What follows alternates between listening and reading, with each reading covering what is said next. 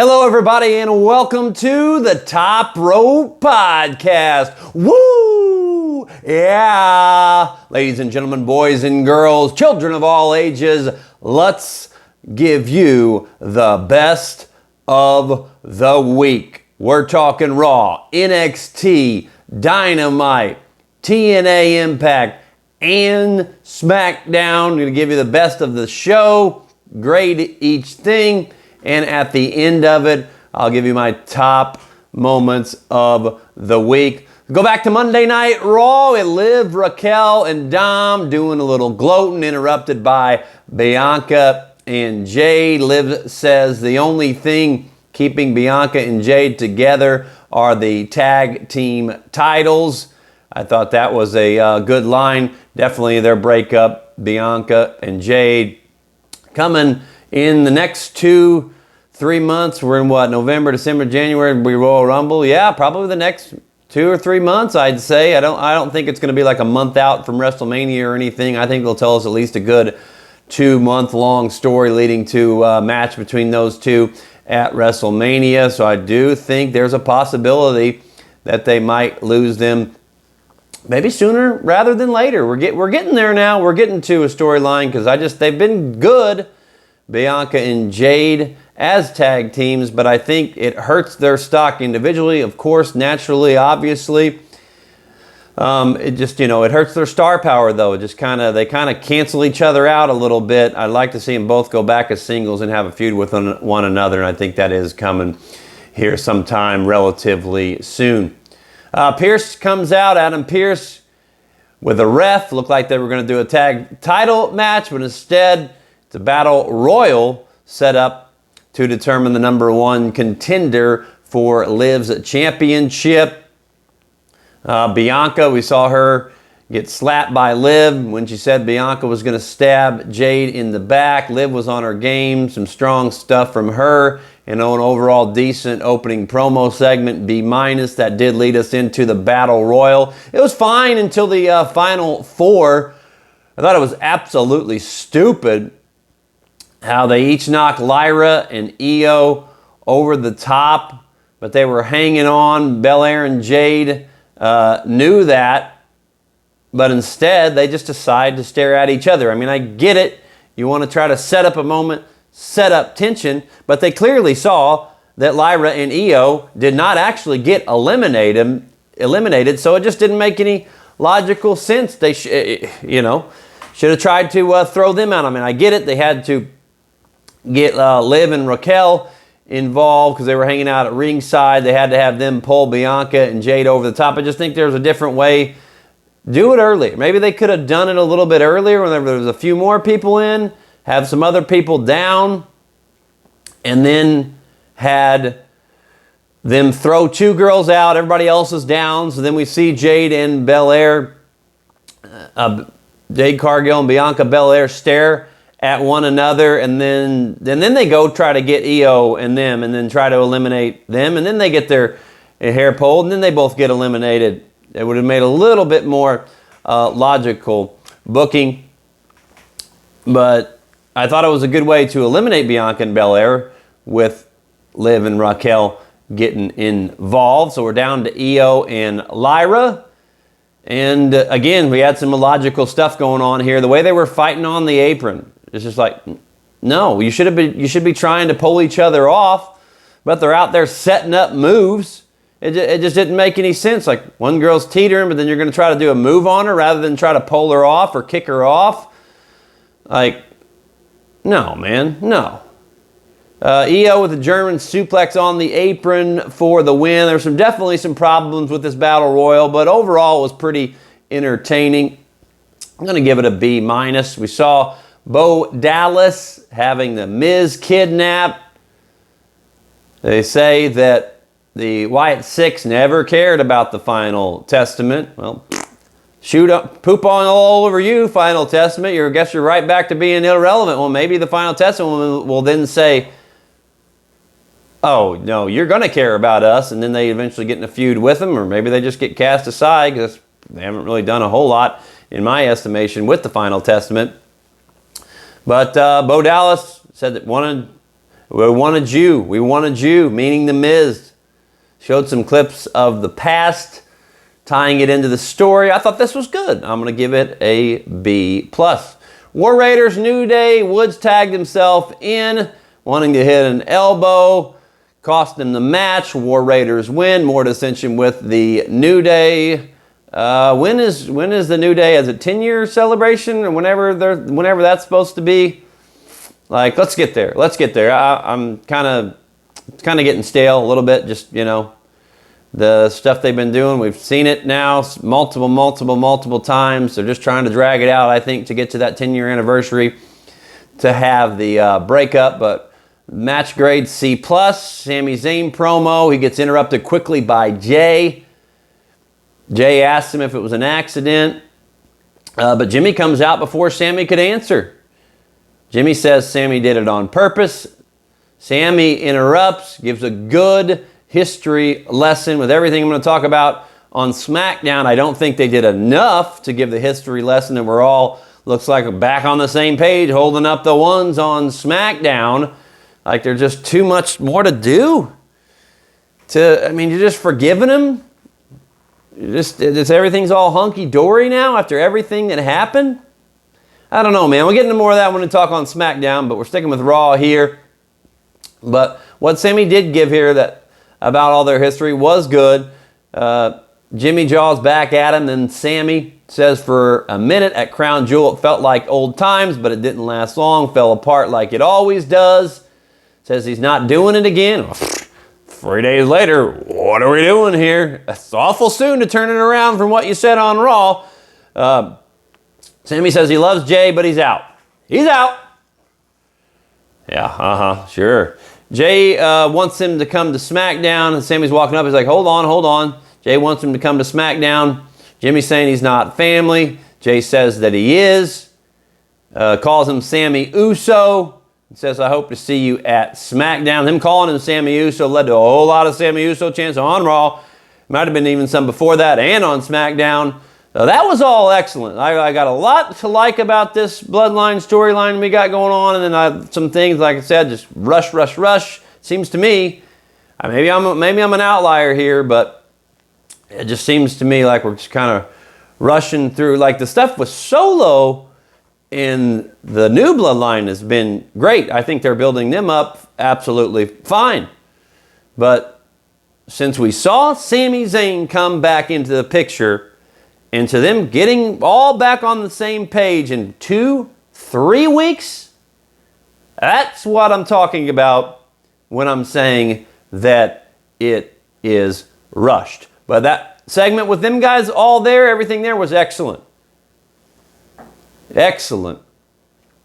I'm going to give it an A-. Dragon Lee, Chad Gable, pretty solid match, but the way they booked the outside interference ending and made the finish fall a little flat, giving it a B. Main event, fatal 4-way number 1 contender match for Gunther's heavyweight championship. Oh man, Bronson Reed is coming out and destroying everybody except Dom, who was hiding. A couple of tsunamis by Bronson. Then he turns his attention back to Rollins. Hits another splash through the announce table. I loved all of that. Smart booking after Bronson took the loss at Crown Jewel. We see them try to make him look strong there where he's standing up even after he got stomped. But I was like, as I said on the previous podcast, like, yeah, that's great. But what are we going to do to keep him really, really strong? Well, they did this, and it worked very well. Was like going to keep his storyline going with Seth Rollins. It was smart booking. Man, a great false finish. Like I said, keep showing Dom hiding. I'm like, oh no, he's going to sneak in there and get this win, man. But he tried. He did not. Damian Priest able to prevail with the South of Heaven. I loved it. It is my match of the night and a nominee for Best of the Week. I'm giving it an A if I didn't just say that. But I mean, is there any way Damian Priest gets the title back from Gunther? No. But it'll probably be a good match. I think it keeps Damian Priest looking pretty strong. Obviously, you lose a title, you're going to go down just a little bit. So I think it was smart to get him in a number one contenders match and get him the rematch. And he has not had to this point yet, I do not believe. But yeah, it'll be a good bridge and keep Damian Priest strong for a while. Then you got to figure something else out for him to do after that. But it's a good bridge to whoever Gunther might face after that. We had some news from Monday Night Raw.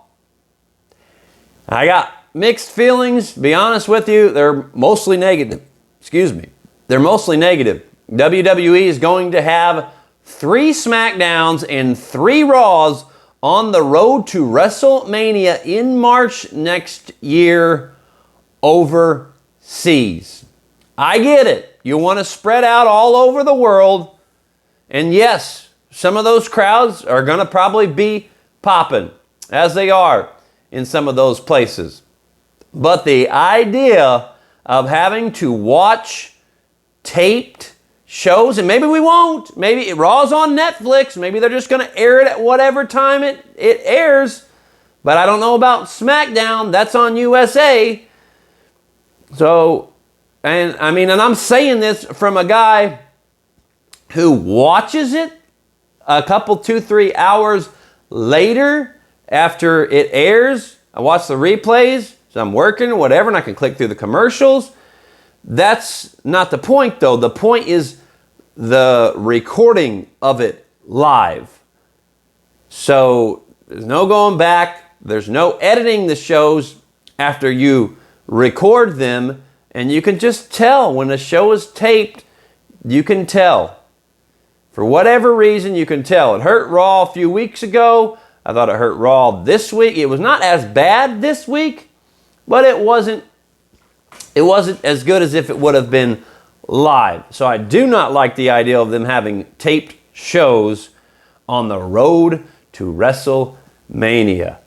I'm out. I'm in. Of course, I'm still going to watch. But yeah, like I said, hopefully those crazy England and German crowds will make up for it. But garbage. Best of Raw, top 3. I'm going that main event at... Well, shoot. Should have went in reverse order here and built up to it and did a little drum roll. I did not. That was my favorite. I thought Sammy and the Usos were good. And then I like Bo Dallas kidnapping The Miz. Hopefully they can have something decent there. Overall, great for Monday Night Raw. I'm going to give it a B. NXT, I'm going to talk about Dynamite first in NXT because this is the order that I watched it in. I watched NXT, I think, on Thursday afternoon. Because it was on Wednesday this week because of the election. I think I talked about on Late Night Wrestling, which is a Spotify only show. So if you want audio only on Spotify, so you can check that out. I think I was talking about is this a one-off for NXT Dynamite or for NXT versus Dynamite? Or what are we doing here? Maybe they tested it out to see if they're going to do more of them to get another war going. No, dummy, yeah. No, it was because of the election. It was super smart. We'll talk about NXT in a minute, but Dynamite, we get the Hurt Syndicate. Could we not have just called them the Hurt Biz, like B-I-Z, just Biz, not business, since I guess clearly that's copyrighted by WWE. Maybe not, since Biz is short for business. I don't know. I don't like the name Syndicate. I think they could have come up with something better. Like I said, I would have tried to do Hurt Biz, but yeah, maybe I should have thought about this a little more before I came on the clicker. I probably could have thought of something halfway better than the Syndicate. But name aside, MVP out there putting over Cedric and Bobby.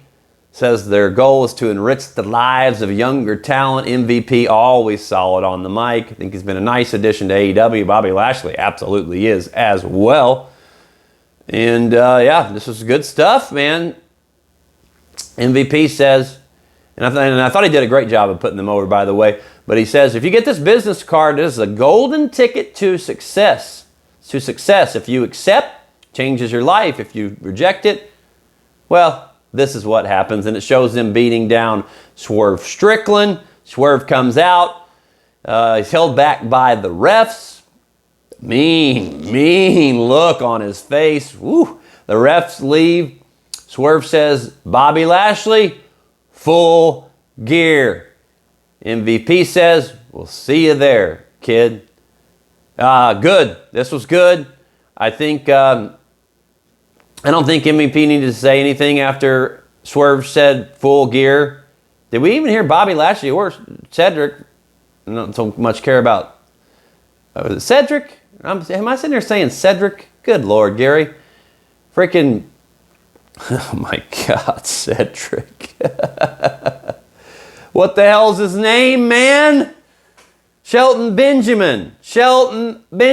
Benjamin's all about the Benjamins. It's not. I think I was saying Alexander. What's he on? I don't even know. Yeah.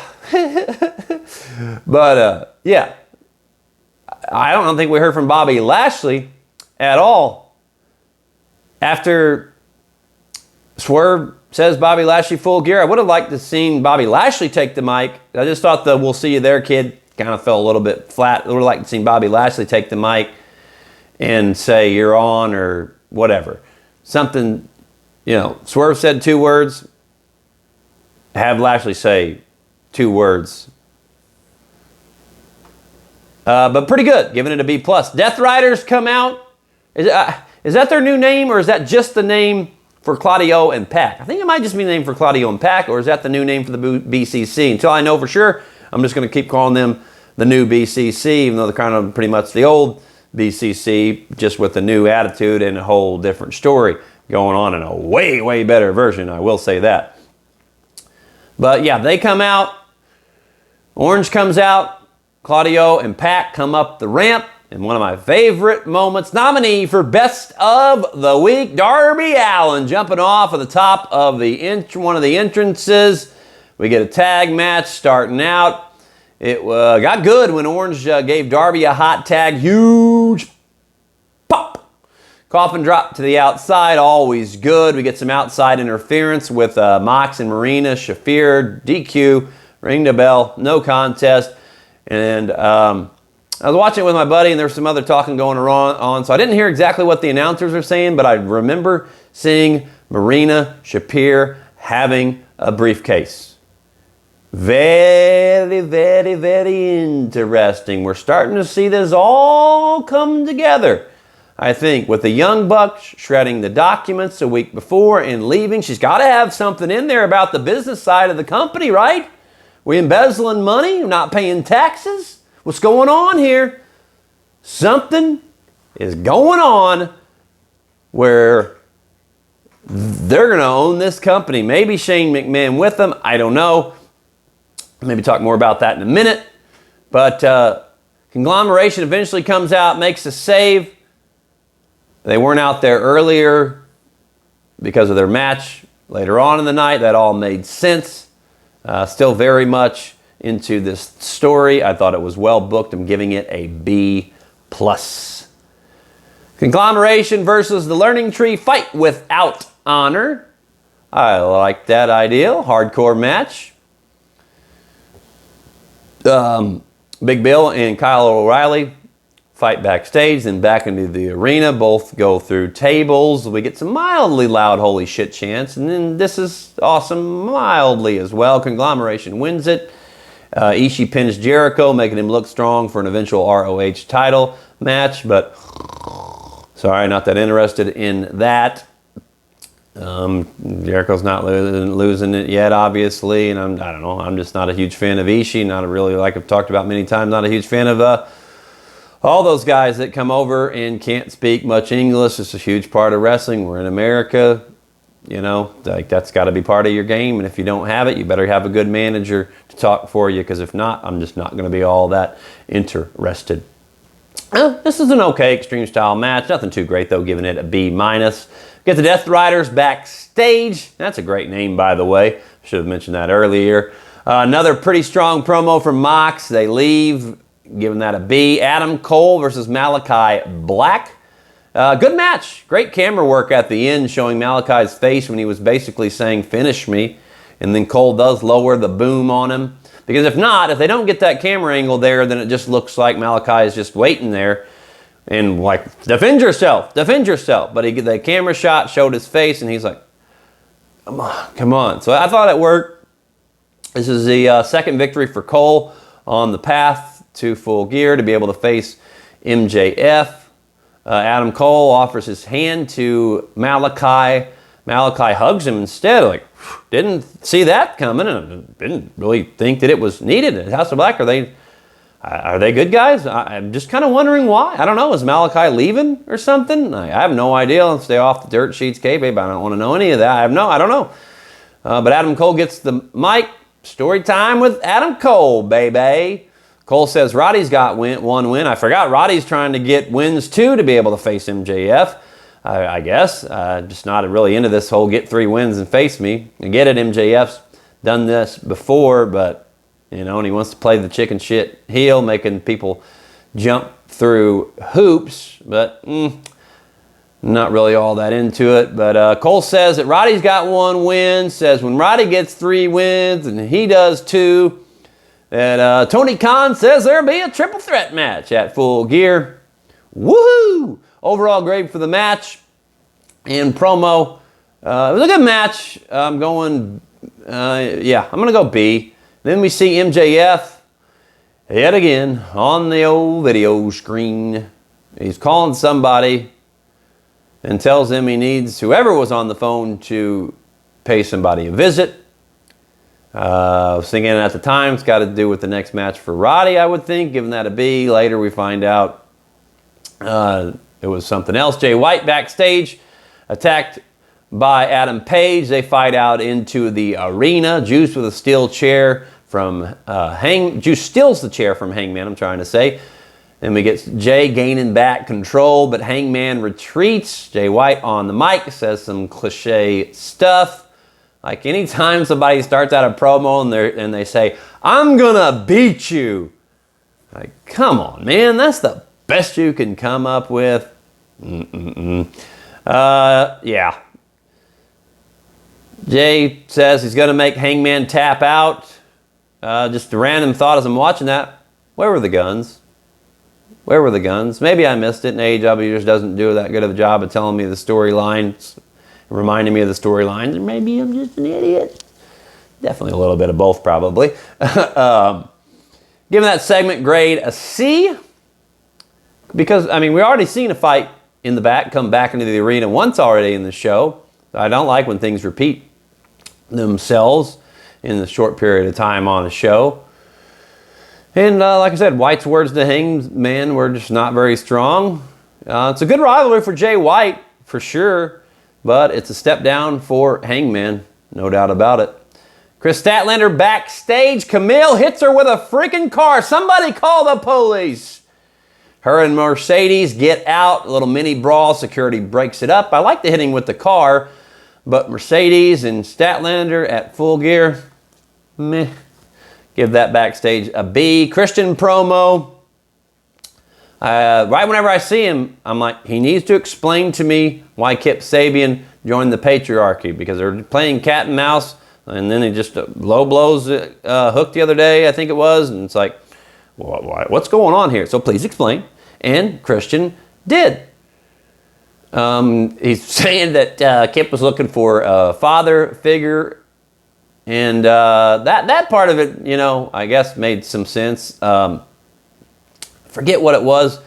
Something about backstage. Whenever Kip was going backstage with Pac and Claudio or somebody, 2 people, I don't remember who it was that were there. I think Kip maybe told Christian that, and that's why Christian didn't come out and cash in his contract for a title match, so Kip saved him. Something like that. So it made okay, decent amount of sense. But they get Hook coming out. That's where the real story was. Christian says, I need a son like you. Took Taz out because of love. And then he says he wishes Taz was dead. Hook charges through security, rightfully so. Patriarchy retreat, security just there for Hook to lock in the red rum, I guess. I don't know. It's dumb. You get 3 guys retreating. I know they're heels, but still, there's only one guy there. One guy. Hook should have had a chair or something and tried to attack him, and then they retreat because he's got a chair. That makes logical sense. Details, details, details, small things matter. At least they do to me. But strong words from Christian. Good story, minus the retreating with no weapon. I'll give it a B. Don Callis backstage. An unknown man hands Callis an envelope with a red box which contained the diamond ring from MJF. That man played a message. Callis laughs and walks off. Yeah, that was, I guess MJF's going to pay somebody in the Don Callis family. I believe he's done that in the past, so that's fine. That makes sense too. I think it's taken out Adam Cole, though, and not Roddy in that third match. See what happens. We get Penelope Ford versus Jamie Hayter. I thought Penelope Ford, even though Jamie Hayter got the win, I thought Penelope Ford shined the most in this match. Good for her, man. After 2 years of injuries, I did not realize that. 2 years, wow. I hope she can stay healthy. I think she proved herself in this match. She deserves a chance to earn a push. Good showing by Ford. Man, it really was. But Jamie Hayter does get the win with Haterade. Not a bad match. Better than I expected. But, yeah, like I said, just not into Jamie Hayter really since she's been back. Give that match B-. Fletcher and Takeshita versus Ricochet and a mystery partner, which was Powerhouse Hobbs. He's back. Are you excited? Not excited. I figured that we would get a big debut or a return if this is the main event, because otherwise I'm thinking, why is this a main event? But Powerhouse, to me, not that big of a name. He's done all right. The announcers say that Hobbs' contract with the Callis family had expired. And another announcer said, well, they pretty much cast him aside, so I guess he's a babyface now. That Ricochet move off of Hobbs' shoulder into the backflip on the outside, that was cool. But guys on the outside, though, they were just totally waiting for it. Not believable at all. They should have sold being hurt. You know, go down like, oh, and then, but you're looking up. You're trying not to look up, but you got to look up because you got to know when he's coming, but you're acting like you're hurt, and then get up at the last second and take the hit. They're just over there standing there. Oh, hey, oh, go ahead. You can jump on me now. Okay. Didn't work, but it was a really cool move. That's for sure. Well, let's see. Well, I was too busy making stupid faces. I forgot where I'm at here. Yeah, I don't know. Hobbs looked good. Not much ring rust. Not a huge fan. Maybe he'll win me over. We get Fletcher and Ricochet going at it. That was fun. I like Fletcher's new sticking his tongue out gimmick. I'm not going to do it. I did it. I don't think that's how he does it. Ricochet and Takeshita win their battles in this tag match, one-on-one battles in this. That was even better. Ricochet and Hobbs get the win. This was a very good match. I'm going to give it a B+. Afterwards, Fletcher with some chairs. Mark Davis comes out, gets beat down by Archer and Cage. Adam Cole comes out, brawl with Takeshita. They're going to fight next week. That's the man that MJF's paying. Cole's seeking his third win. And we see Fletcher has a screwdriver. And here's Will Ospreay. That's why it was the main event, because Will Ospreay's music's going to hit and the place is going to pop. They're going to go crazy. And, yeah, they were loud. We've seen that a lot where I'm at least 2, 3, 4 times I can think of other Dynamites where I'm like, why is this a main event? And then it's because Ospreay was coming out at the end. And it makes sense. He's a big deal. He's right on the edge of one of the top 10 in the TRP rankings, thetopropodcast.com. Check them out. Giving that a B, if I didn't say that already.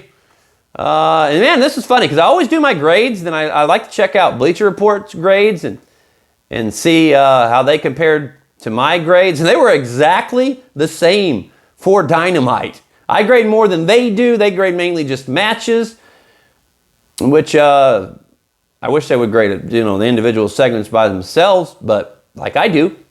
But I just thought that was kind of funny. They were exactly the same. Crazy. Best of top moments for Dynamite, I don't know, hard to say tonight. So no order here, but I really like Darby jumping off the top at Moxie Arena, coming out with a briefcase thing. Like I said, that's extremely interesting. Powerhouse's return, that was fine. Main event match was very entertaining, and Adam Cole and Malachi Black, all good. Overall, Dynamite. My only Bleacher Report graded it a B minus. I'm going to give it just a little hair better and give it a B. NXT from the ECW 2300 Arena in Philly on a Wednesday because of the election. Whew. Glad that's over. Goodness gracious. Glad that's over. Jada Parker, Lola Vice kicked it off with a hardcore match. Good way to start the show if you're in the ECW 2300 Arena. These ladies did a nice job. My only criticism, and Jada Parker got the win, by the way, was that she used the brick, and then we had a kick out after the brick. And then we had just a plain wrestling move with no weapons involved in the hardcore match.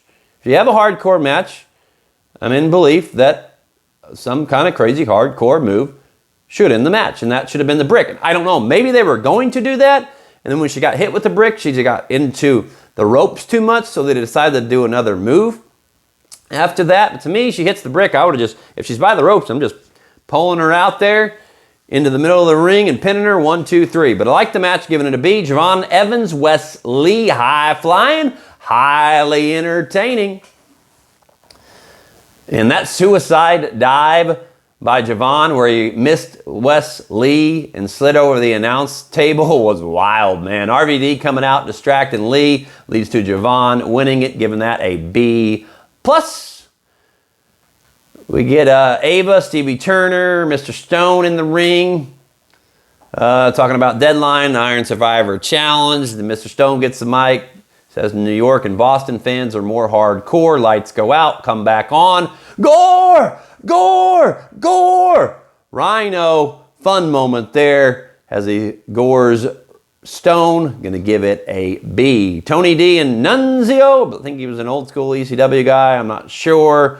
A little too much nostalgia going on for one show, but I get it. They were in the home of hardcore, so C+. Good backstage with Regal and Lexis King, and then Regal and his own son, Charlie Dempsey, B. And the 10-woman tag team match main event, way too many people for one match. I don't like really seeing anything more than, really, I just like tag team matches. If you get triple, 6-person tags, maybe I could stomach it, but it's just too hard for everybody to get their stuff in. They tried. Crowd was digging it. Zarya pins the women's champ, Roxanne Perez, setting up a future title match, I'm sure. Faces win. Give that a B. Best of NXT, Javon Evans, Wes Lee, Rhino hitting the gore, and that main event, NXT grade, C+. TNA Impact, just going to do the best of. We'll go. I'm going to actually remember here. Go in order. Number 3, going Rosemary defeating Wendy Chu. Puts her head under a pillow, B-. Trent Seven coming out to console Mike Bailey, but then he low blows him and chokes him with the towel. I thought it took away from the match itself, which I'm going to get to in a second. Spoiler alert, spoiler alert. But it was a good turn, B-. And number 1, and this is a nominee for top best of the week, match of the week. It was absolutely match of the night. Moose versus Mike Bailey, X Division title on the line. Oh man, this was fire. Fire, fire, fire. We get some This Is Awesome chants, Fight Forever chants, TNA chants. Screw it. I'm going to call it right now. From a pure wrestling standpoint, this was match of the week. Moose is the new champion. Man, he's so underrated. He's so good. I'm just surprised he hasn't got a chance at AEW or WWE yet. Really am. That was TNA Impact. I will say this, it's pretty bad when you have to have an old match as part of the show. And it says it was from the vault.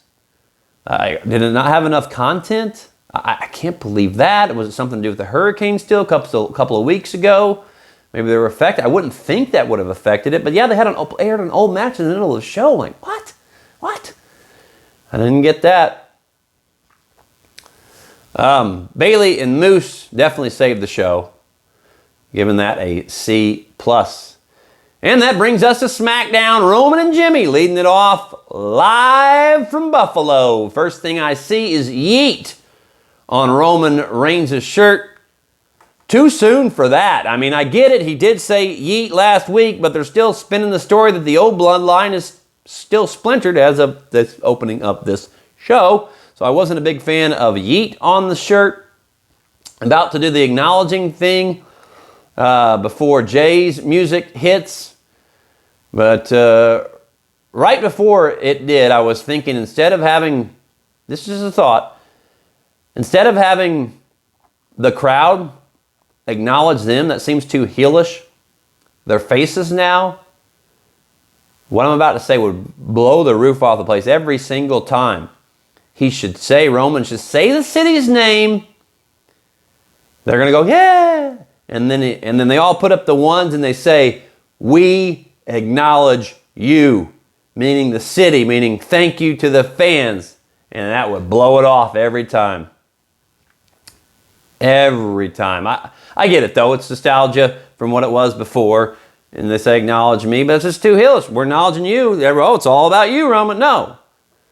Have the guys acknowledge the crowd. Anyways, moving on. So Jay comes out. Speaking of crowds going nuts, as always, Jay asked for Roman to listen to what Sammy has to say. Here comes Sammy. He's coming out. I'm thinking, since this is leading off the show, you're going to leave us hanging, at least until that main event, main event segment, with an acknowledgement ceremony. What? Acknowledgement ceremony for the old bloodline? What do they want the fans to acknowledge? What are we doing here on that? But anyways, so we can't have a resolution yet. They get some big Sammy Uso chants. Says the kick was on accident, but he only showed up for Jay.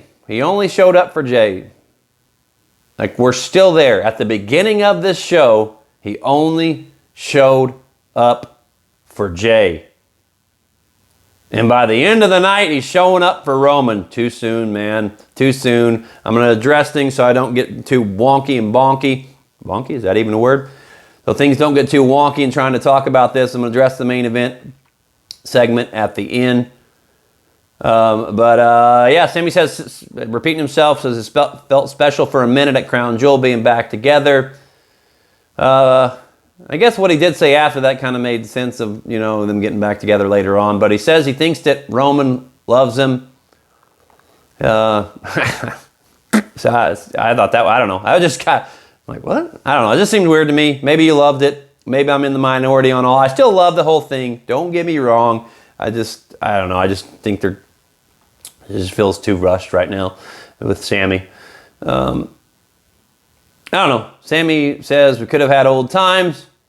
He says then he's going to leave it up to Roman. Says if you want me to go, I'll go. If you want me to stay, then just apologize. Sammy says, no, don't apologize to me. Apologize to Jay. I love that. Roman says, I'm sorry. I'm sorry that I ever let you waste my time with this. Says, ain't about him, it's about you, Solo. That was good.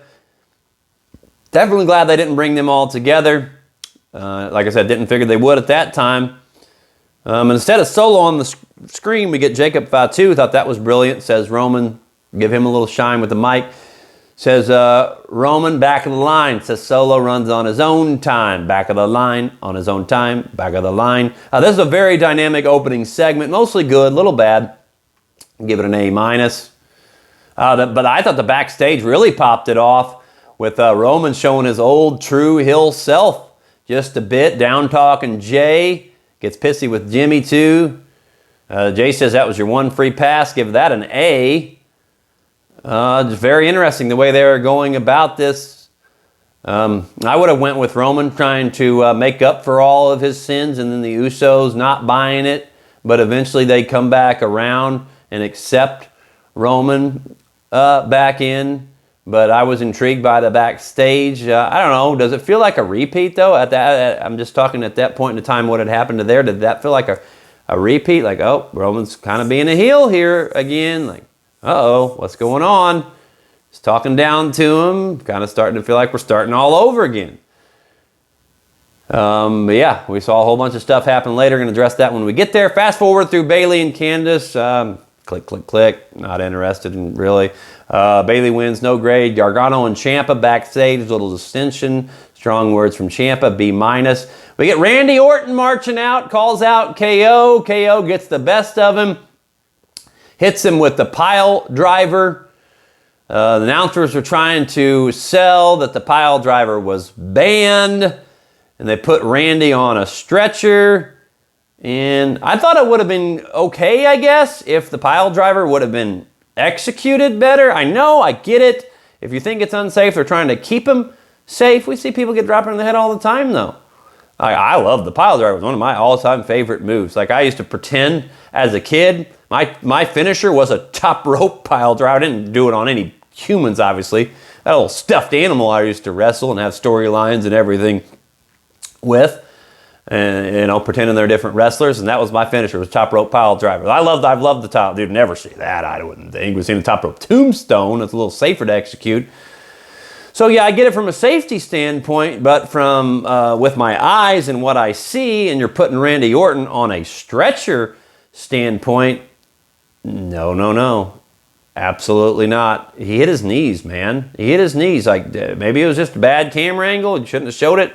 Showed him hitting his knees, but it was done way too safely for me to believe that Randy Orton should be on a stretcher. I've seen people get beat down way more and walk off. I get what they were trying to do here, so A for effort, but it wasn't logical. It wasn't believable. So I'm giving it a D. I thought it just made Orton look way too weak. We show him getting into the ambulance. Cody goes with Randy. I thought maybe KO was going to attack him some more. I did like that, showing their friendship, which I think will lead to a storyline sometime. It's a little small piece of it here. Backstage grade C+, DIY, pretty deadly. Ciampa just destroys it, pretty deadly. We get a squash, doesn't even tag in Gargano. Michael Cole says that looked like the old Ciampa, the Blackheart of NXT. It sure did. I like this. DIY has had their run. I don't think there's anything else for them to do. Break them up. Giving it a B+. Women's tag match, non-title match. Jade and Bianca versus Nia and Tiff. Pretty star-studded match. Candice trying to get involved with Nia and Tiff. Trying to help out. Naomi attacks her from behind. Distracts Tiffany. Bianca hits the KOD. 1, 2, 3. Tag champs win. I guess since Indy got cut, they're trying to give Candice something to do. It was all right. Giving it a B-. To me, odd booking here. Men's tag team non-title match right after that. Lazy booking. Motor City Machine Guns versus Waller and Theory. Tell you what. When Theory, well, what am I going to say here first? Theory and Waller, have we missed the opportunity to break them up? There was a lot of dissension, and then we haven't seen any kind of dissension at all with them for quite some time. They're back on the same page. I get it. Sometimes you fight and you get back on the same page, or argue and then you get back on the same page. That happens a lot, but it looked like we were headed to a breakup. I haven't gotten that yet, but it would be really, really cool that if and when that happens, that Theory's coming out, does the whole thing, he's posing. We always see Waller come up from behind and start being giddy and dancing. If we saw that, Waller's dancing, then boom, Waller just clocks him. Or we just see Waller come up. Yeah, I think I'd like to see him start dancing first, but yeah. Yeah, I would. Yeah, because then it looks like it's normal. I was thinking maybe he has a chair or something. But yeah, no, just clock him. Maybe he's got something in his hand.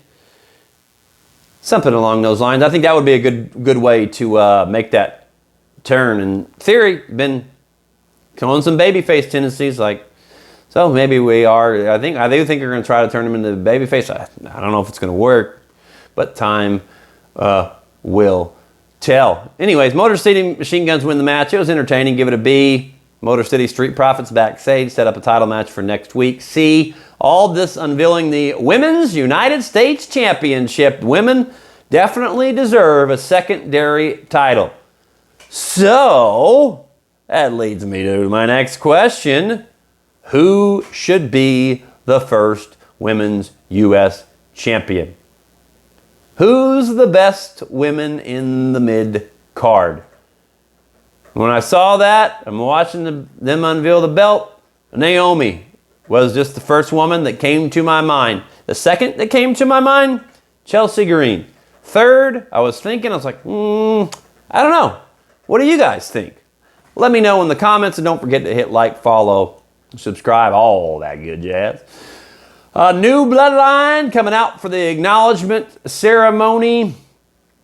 Roman's music hits before he could barely even get any words out. Solo wants Roman to acknowledge him as tribal chief. We get some FU Solo chants. Roman asks Buffalo if they acknowledge him. They say no. Roman says, neither do I, and I never will. Roman challenges Solo for the only tribal chief. I thought it was weird the way he worded that. He could have said that, but it's been all about the Ulafalala. Probably butchering that as always, but Ulafalala. It's been all about the necklace, the symbolic necklace. He should have pointed at that. He should have said, I challenge you for that and the only tribal chief. Could have been worded a little bit better. Could have been done a little bit better. Solo says no. Solo says instead, how about you find 4 guys in the back and let's go to war. Gee, I wonder who that's going to be.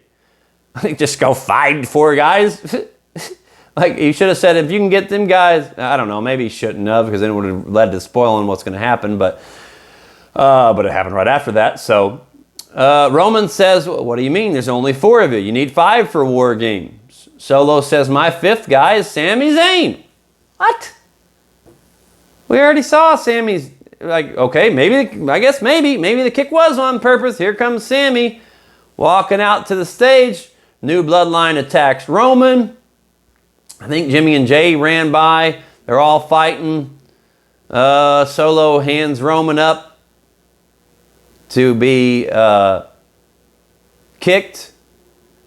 Holds him up, but Sami kicks Solo instead. Usos, yeah, they were out there. They run off the Bloodline. They all put up the ones, just like old times, which was absolutely, definitely a cool moment. It is a nominee for Moment of the Week. But my goodness, I thought with everything happening earlier, we were going to see some dissension before they all got back on the same page. Doesn't look like that's the case now. And what has it been? Like I said, 2-3 weeks at most since bringing Sami back into the picture, and they're all back on the same page. I know I'm beating a dead horse here, but as good a job as they've done of slow burning this, I think they've rushed through this whole Sami Zayn and them all getting back together. They just kind of shit all over the long-term storytelling that we saw before and glossed over all the bad things. Like I said, yes, did Sami do a good job on Raw, but kind of explaining? Yes, but that's not enough. Should have started this earlier with Sami. Should have started earlier with the Usos. But everything's fine now. Everything's fine. Way too quick, man. I get it. You want to start selling War Games? Holy heck, I would have at least waited until next week. It seems like they should have started way sooner with bringing Sami back into the picture. It's still intriguing for sure, but not as much as it should be. And I'll tell you what, if it just ends up being 4-on-4, then this whole final segment made 0 sense with Sami coming out like he was going to be the 5th guy. So it's got to be 5-on-5 then, right? Is The Rock on the old Bloodline side? Is Zilla on the new Bloodline side? Any shot at The Rock turning on Roman and company? Is The Rock even going to be there at all? Does The Rock turn on him though and then he acknowledges Solo? I mean, man, Solo's been doing great, but if you want to send him to the next stratosphere, that's how you do it. And that would set up Roman and The Rock for Mania, maybe have Fatu turn on Solo, do his own thing. They can fight at Mania. I don't know. I'm just spitballing here. Overall final segment grade, a B. Best of SmackDown. I don't know. I like the idea of unveiling the U.S. Women's title. I thought Ciampa going nuts was pretty good. And then, yeah, that whole final segment, as much as I'm criticizing it here, it's still very good. Got to go with the ones in the air. Overall SmackDown grade, B-. Best of the week. I liked Sami Zayn given that history. Like I said, I know it wasn't enough. That was on Raw. I liked Marina Shafir in the briefcase. I liked Match of the Week. Pure wrestling-wise, like I mentioned, Moose and Mike Bailey. I thought Raw main event #1 contenders match, my second best of the week. And #1, yeah, kind of poo-pooing a little bit, but it was still very, very special, man, to see all those guys back together. We the one, Zeus. One's in the air. The reuniting of Jimmy, Jay, Sammy, and Roman. Best show of the week from 5 to 1, Impact, NXT, SmackDown, Dynamite, and Monday Night Raw. That's my best of the week. Overall grade this week for professional wrestling, I'm giving it a B-. God bless.